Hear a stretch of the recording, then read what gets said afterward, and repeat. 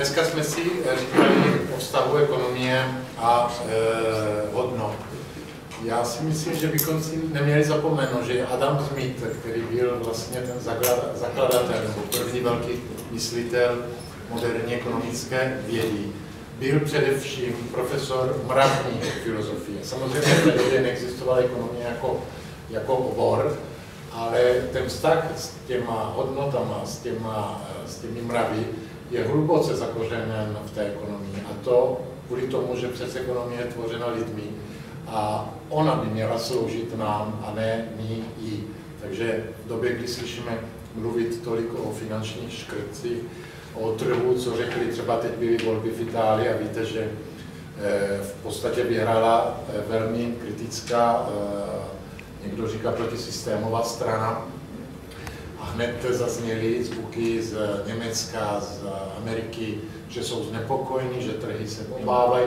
Já nevím, jak to dopadne, ale měli bychom si říct, že máme tady demokracii kvůli tomu, abychom my lidi mohli zvolit, koho chceme, kdo se nám líbí, a ne, aby nám trhy říkali v podstatě, co je lépe zvolit. Tím pádem už můžeme nechat ředitele bank a finančních institucí volit za nás, pokud jsme takhle znepokojení názorem trhu.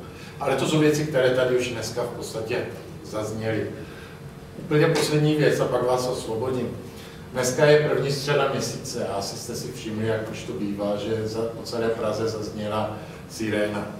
A když ji slyším, tak vždycky si tak nějak představuji, jak to muselo být za války, když takové sirény byly časté a upozorňovaly na příchozí nebezpečí. A v Itálii tady ten zvyk nemáme. A já si myslím, že to je dobrý způsob, jak nepřímým způsobem připomenout tady ta rizika.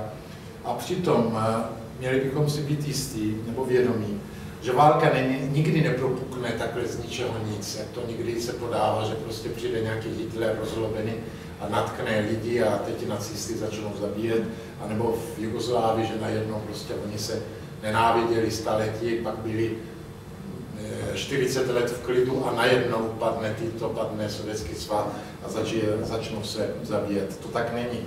Je to složitý proces, ten, který vede válka. A je to proces, kde napětí, které se vyskytují ve společnosti, ať už přirozeně nebo uměle, někdo vykrmuje vědomě kvůli nějakému politickému, ekonomickému cíli. A vykrmuje tak dlouho, až se dostanou do rozměru, které už není schopno kontrolovat a ovládat. A potom jediné vyústění bývá bohužel potom násilí, bezpráví, čili válka. Já samozřejmě nikoho tady nechci strašit, díky bohu máme v Evropě, za dva roky budeme slavit v Evropě 70 let trvajícího míru, i když teda lidé ze Jugoslávie se s tím nebudou souhlasit, bohužel.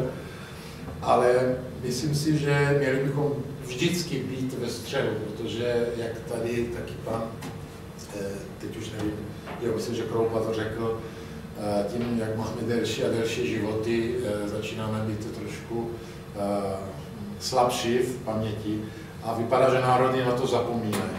Takže nesmíme připustit, abychom tady těm lidem, kteří nečekají na nic jiného, aby přikrmrovali tady ty napětí, aby je zneužili, nesmíme jim nechat živnou půdu. Ať jsou jakéhokoliv politického zbarvení spektra, to už je jedno. Víme, že zlo pocházelo zleva, zprava, ze všech stran. To nás nezajímá. Nebo nechci to teď tady rozvíjet. Takže myslím si, že to, že jsme se tady sešli v takovém hojném počtu, že přišli takový významní hosti mezi řečníky i mezi účastníky, svědčí o tom, že to cítíme, tady tu potřebu o tom mluvit a mít nějaký prostor dialogu mezi námi, který občas chybí, jak jsme zahlceni těmi sociálními sítěmi, těmi novinami, zprávami, kde každý všecko říká. Není tam ale jak bych to řekl, ta zpětná vazba. Jo? Prostě máte obrazovku před sebou, přečtete si článek pana Macháčka, ano, super, pak za chvíli článek úplně jiný, uděláte si na to názor, ale jste sami v tom. tady jsme měli možnost, sice bohužel nebyl tak tolik času na otevřenou diskuzi, jak jsem si představoval nebo přál, třeba příště to zažijeme jinak, ale jsme prostě tady očima před očima a můžeme si ty věci i vycítit. Jo? To, co tady zaznělo od pana Kroupy, od pana Macháčka, já si myslím, že rezonovalo v nás, nejenom v té hladině racionální, což jsou právě ty články, které čteme a takhle, ale i ty hlasy, ty lidi, ty gesta, co tady jsme měli dneska před sebou, to je skvělý způsob, jak to žít v nás, což je to, co bylo řečeno podle mě, to žít pravdu.